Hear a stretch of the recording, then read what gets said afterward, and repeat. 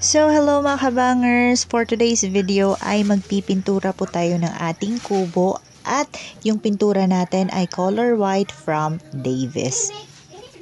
Ayan, i-mix-mix lang po natin ang ating pintura para lumapot hanggang sa pwede na natin itong gamitin at ipintura sa ating bahay kubo.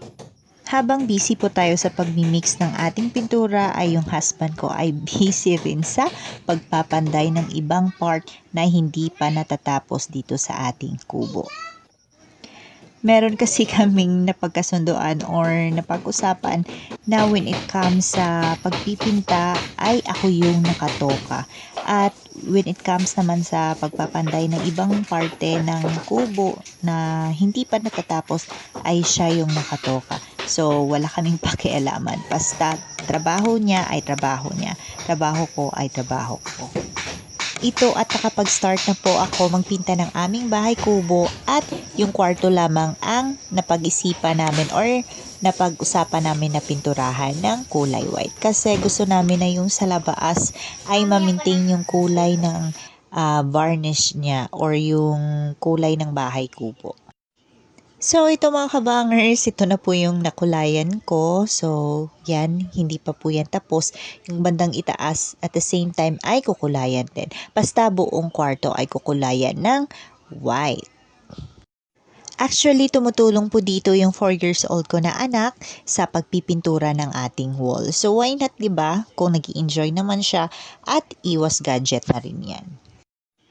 Hinahayaan ko lang siya kung ano yung gusto niyang gawin, especially yan yung nakikita niya na ginagawa namin.